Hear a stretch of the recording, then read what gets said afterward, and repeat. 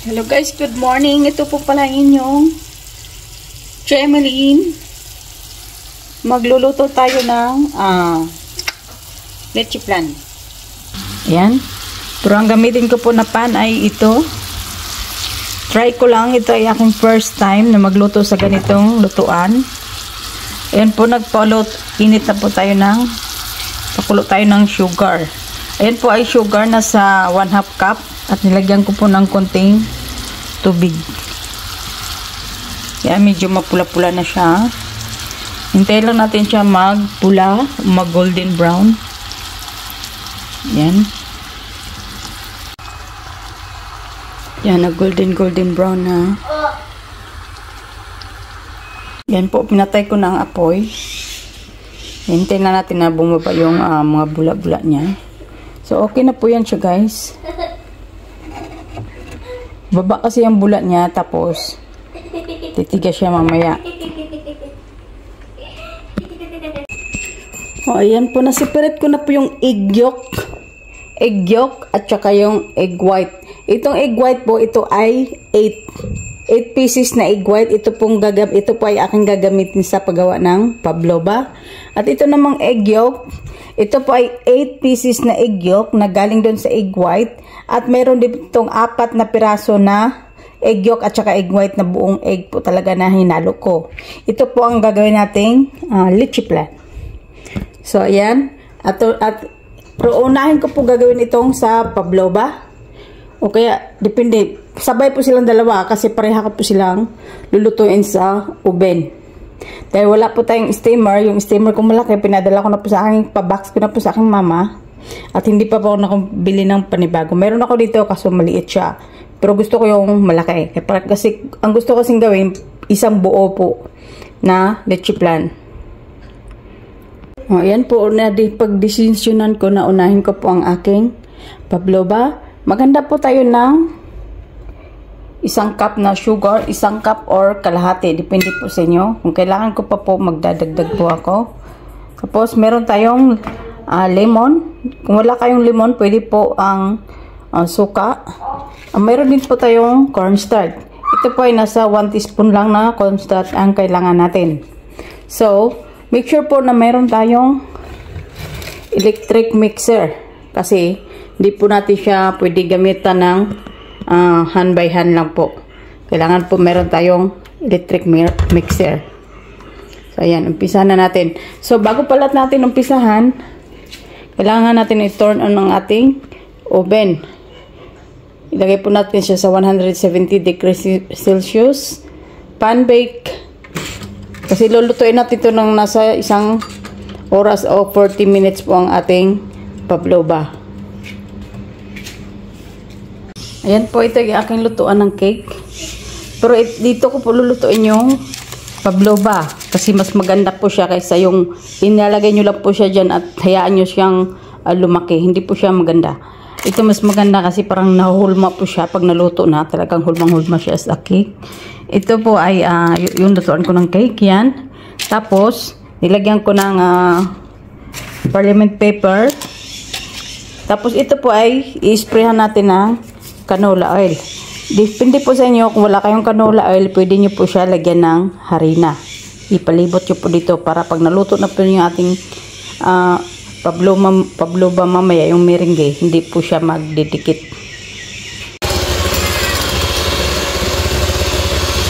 Yan, pag naganyan na po siya, pag blender nyo, pag mix nyo po, pag naging ganyan siya, pwede nyo po lagyan siya ng sugar. Pero wag po natin ubusin yung sugar, kalahati lang muna. Tapos ang ginagawa ko po, nilalagyan ko na po siya rin ng lemon. Kunti lang pong lemon, kaya parang squeeze lang. Lagyan ko na rin po siya ng cornstarch. Ayan yung cornstarch natin. Lagyan natin siya konti. Kunti lang po. Masyadong marami kasi hindi rin maganda. Itong daming cornstarch. Hindi masyado yung kinalabasan. Yan. Nasa ganito lang, pwede na yan. Dagdagan natin konti. Yan, dinagdagan ko ng konti. Ayan. So, So, i-blend na po natin. Yan, yung ating ano. Yan.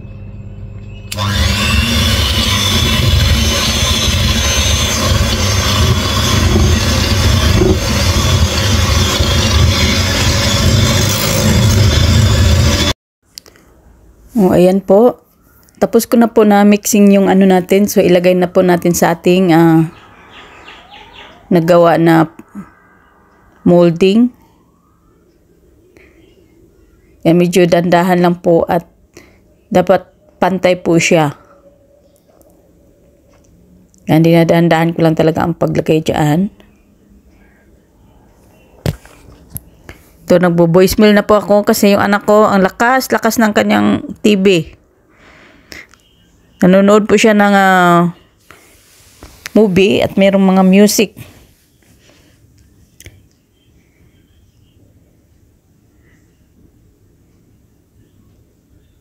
Yan, dahan-dahan lang natin guys.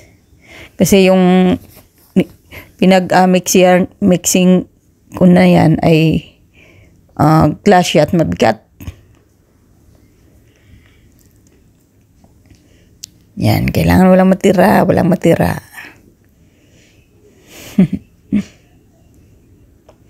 Yan, nailagay ko na po lahat. Yan, medyo itaktak lang natin konti para talagang pumunta siya doon sa ilalim.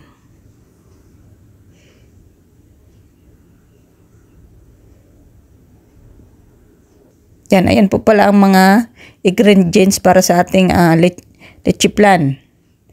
Yan, isang lata ng carnation. Actually, 2 po ang nalagay ko niyan. Nagdagan ko po kasi yung egg ay marami. Salt. Tapos yung isang latang condensed at vanilla. Ayun lang ang ating kailangan guys. Tapos i-mixing nyo po siya. Yan. Kailangan po natin siyang isalain. Kailangan salain natin.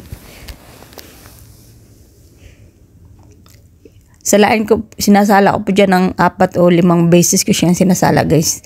Paulit-ulit.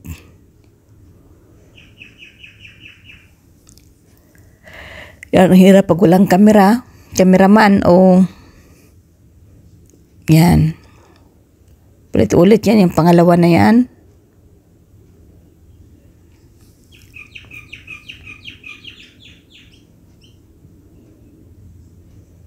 Yan, pantatlo.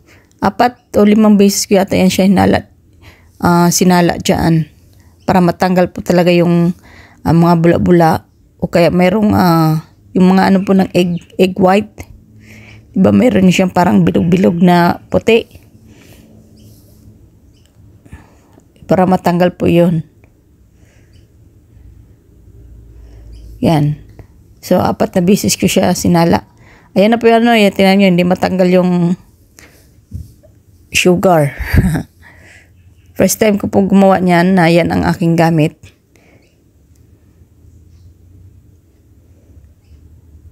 Yan, tamang-tama po. Tamang-tama po lang po talaga yung nagawa ko.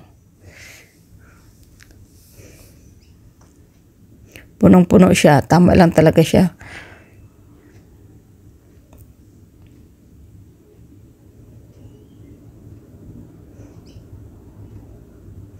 Yan. So, kailangan po natin siya takpan ng aluminum foil.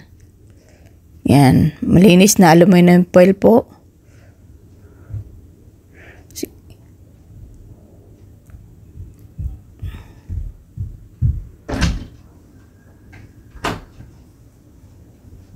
Nandito na naman yung makulit ko. Diyos ko. Pumasok na naman sa kwarto. I love you. My baby, pretty. I'm cold. You cold? How come? Because you're in the aircon eh. Jacket. You want jacket? You didn't need jacket. It's hot. I'm cold. Too hot outside. I'm cold. Yan, dinagdagan ko po yung aluminum. Dinalawa ko na. Para sure na ang purpose po niyan para hindi po pumasok yung tubig sa loob pag kumulo-kulo na siya. At madali siyang maluto. Kailangan lagyan po natin siya ng aluminum foil.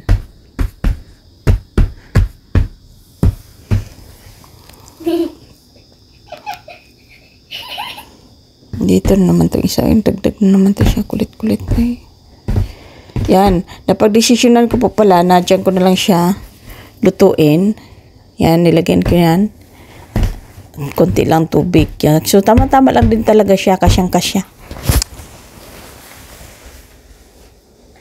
Kasyang-kasya lang po talaga siya, guys.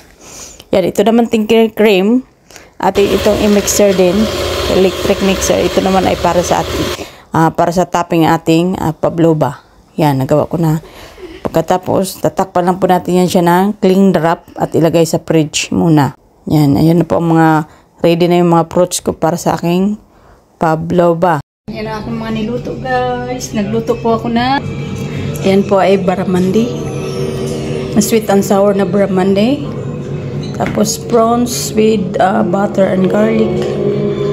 Tapos ito po ay lobster. Yeah, let's see what's here. Yeah, this is barramundi. Yeah. Yeah. Yeah, get it. What's this one? That's a fork and Oh, pork, is it? yeah, it's a pork. Meron kayong bisita. Yeah. Pinsan ni Dodong. Yeah, that's pork. It's pork. Yeah. Yeah, and this is lamb. That's nice. It's really nice. Yeah. Yeah, try it. Thank you. Well, we didn't eat much today. Yeah, David said. No. We're like starving Oh my God. kids today. Yeah. Nako for New Year. May bisita dito, guys. Parating lang nila, David. Fireworks, eh? Ayan. Kumakain sila sa labas. Yung fireworks dyan mamaya.